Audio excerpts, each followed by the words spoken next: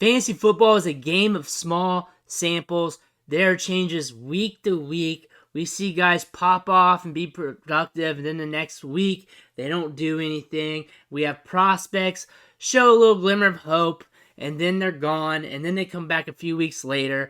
A prospect here that is now showing a sign of life on a very small sample might be indicating that we could get a breakout or just more usage going forward, and we might be able to use them in fantasy. And I'm talking about Terrace Marshall from the Carolina Panthers. And I can't believe I'm making this video because last year was a hard year for him, was barely even productive, wasn't really on the field, left a lot of people scratching their heads, and he became a huge bust, especially in Dynasty for the short term.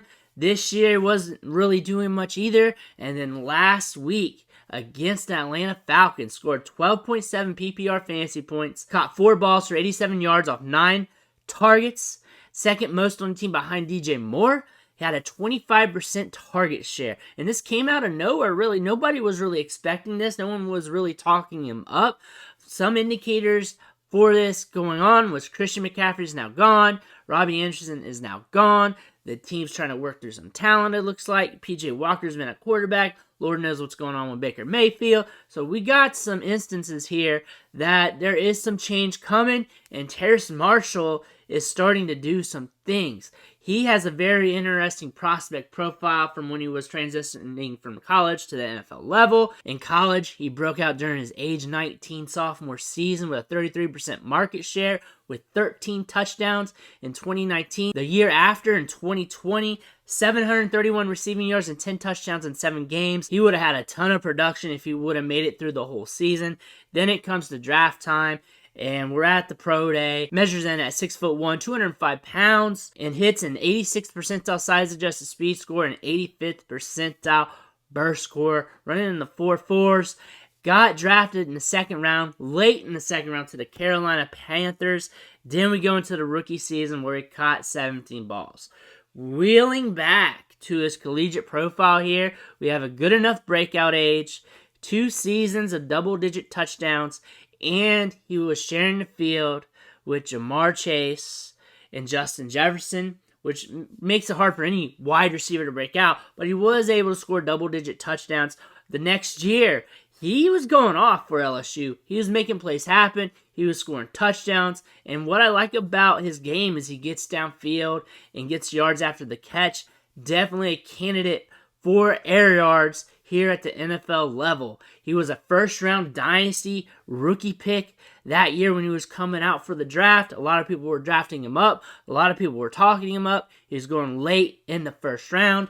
Personally, I wasn't able to get any shares of him, so I bought a rookie card or two just to get something from him from his rookie season just in case. But there are some indicators that he could be productive as an NFL player. There's also indicators here that he could be a boom-bust type of player, deep ball guy, late second round draft capital, so not high second round or in the first round here. He was productive, but wasn't super productive. His best season might have been his last year there. If he would have played the entire year, he would have broken 1,000 yards receiving.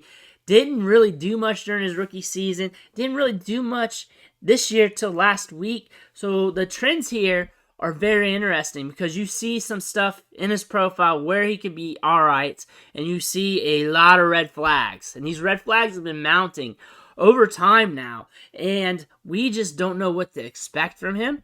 But now he's getting some opportunity. We don't know how this is going to last or how long or what for because it's been one game, a very small sample. I've looked on Twitter. I know people are talking about picking him up. So if you have a player burning your pocket on your roster, go ahead and pick him up if you want to. I don't think he's a necessary guy to pick up, but he might be a guy you want to speculate on just in case it's going to happen with them, and it's going to happen at the end of the season. Sometimes it takes a little time for these rookies. A lot of these wide receivers who come out from the draft, they get decent draft capital, day 1, day 2 draft capital. They're good. They're still good. It's just there's different levels to this game. It's kind of like jiu-jitsu with black belts. There's black belts, and then there's black belts. There's just different levels to this game. Terrace Marshall's an all-right wide receiver. He's always making plays in camp. He's always sparking up in preseason, but it just hasn't been happening in regular season games, and maybe this is his opportunity. Again, he only caught 4 balls on 9 targets, so we got to see what happened there. We got to see if this can continue, especially with the production, and if he can continue getting this workload. And this could be a thing that bombs out on us, or this could be a thing that happens. I'm not advocating to pick him up, but if you want to speculate on something, like you got a hole to burn on your roster, and you want to get somebody for upside, this might be it. This might be it. I like seeing DJ Moore with a 40% target share. That's good to see right now. Maybe they're making some changes in the offense. Maybe they're giving these guys some opportunities, and Terrace Marshall might be one of them. Or it could be just your old Carolina Panthers, hard to rely on, especially in the passing game. Very skeptical with the quarterback situation. But Terrace Marshall, though, is a guy that you may want to gamble on. Again, it's a young player who hasn't proven himself, but has draft capital, athleticism, and might be anointed to get some workload here in the near future. A guy that you may want to cast your vote off the waiver wire for. But I want to shine a spotlight on him just so you're aware of him, because some of you guys might not be. Some of you guys might not be playing Dynasty Fantasy Football, but there is some upside to his game. He has a boom-bust profile. He has that kind of profile, and you know what? He might be best in DFS as a tournament play, in the right matchups, the right game scripts, the right over-unders, as a guy you throw in tournaments, as a cheap option, while you're stacking the rest of your lineup, and you hope he hits along with the studs that you crammed into your lineup. That might be the best move with him somewhere down the line, but also he's rostering like 9-10% of leagues on Sleeper. That's what I checked earlier today, and I think there's some room for growth here, but there's also a lot of red flags that you got to be aware of. So I'm giving you both sides of the story and letting you make your own decision on him. But he's another player that you need to have your ear to the ground to.